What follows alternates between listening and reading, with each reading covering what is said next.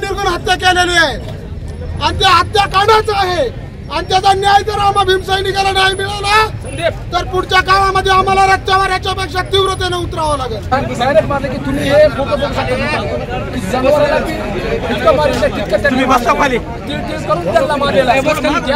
परभणी येथे संविधानाची विटंबना केली आणि विटंबना केलेल्या माणसाला विचारणा करण्यासाठी गेलेल्या आमच्या सोमनाथ सूर्यवंशी या कार्यकर्त्याला पोलीस कोठडीमध्ये जीव मारण्यात आलं, त्याचा खून करण्यात आला। या घटनेचा या ठिकाणी निषेध करण्यासाठी आम्ही या ठिकाणी सारे एकत्रित आलेलो आहोत।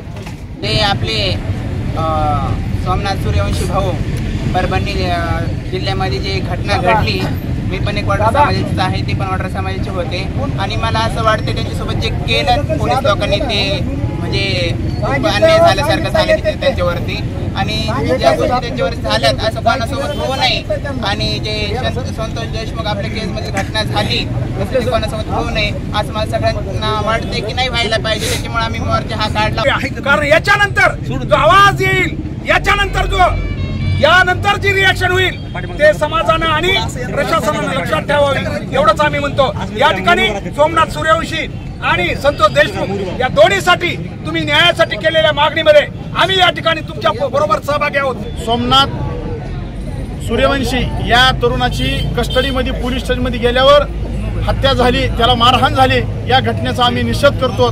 या केस तालुक्यामध्ये संतोष देशमुख नावाच्या एका सरपंचाची देखील निर्गुण हत्या करण्यात आली।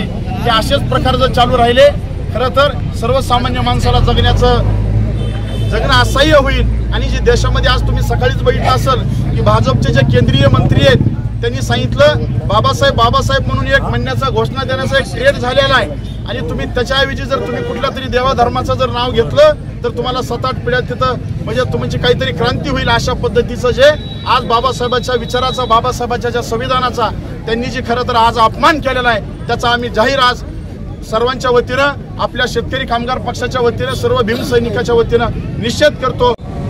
सोमनाथ सूर्यवंशी याला पोलिसांना असं छळून मारलेलं आहे। त्याच्यानंतर तिथं अशा व्हिडिओ आलेले आहेत की घरात घुसू आणि रिक्षावर चक्र दिसलं की रिक्षा फोडलेले आहेत। त्याच्यानंतर दुसरा विषय असा आहे की आपले म्हणजे भीमसैनिक विजयदादा वाकोडे हे सुद्धा फक्त त्या टेन्शनमध्ये आणि त्या सोमनाथ सूर्यवंशीला न्याय कसा भेटेल याच्यासाठी त्यांना अटॅक आलेला आहे। त्यांना सुद्धा मी माझ्यातर्फे भावपूर्ण श्रद्धांजली वाहतो। संतोष देशमुखला सुद्धा न्याय भेटला पाहिजे आणि त्यांना आमच्या या तीव्र आंदोलनातून भावपूर्ण श्रद्धांजली वाहतो।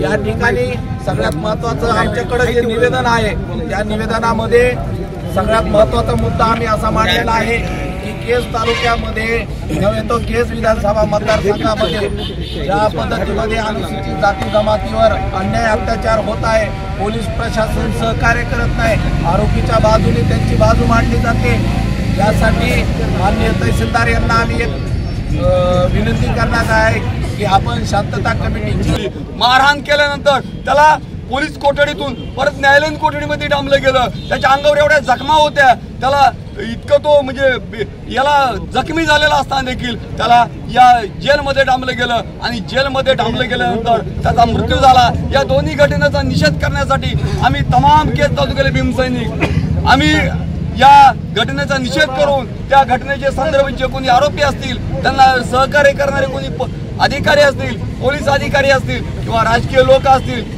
त्यांना निश्चित त्याच्यामध्ये आरोपी करून त्यांना देखील आरोपी करावं या मागणीसाठी आम्ही रस्त्यावर उतरलो आहोत।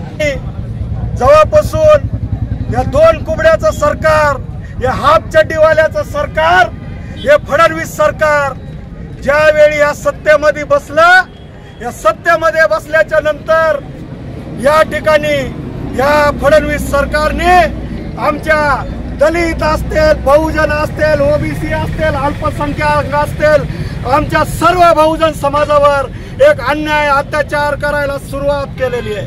बंधूंनो, या फडणवीसने जशी शपथ घेतली, या फडणवीस जसा मुख्यमंत्री झाला तसाच यांनी परभणी या ठिकाणी जिथं एका मातेफुरीने संविधानाची प्रतिकृतीचा अपमान केला होता त्या ठिकाणी मात्र तिथं कोम्बिंग ऑपरेशनच्या नावाखाली आमच्या निष्पाप भीमसैनिकावर दंगलीचे खोटे गुन्हे दाखल केले।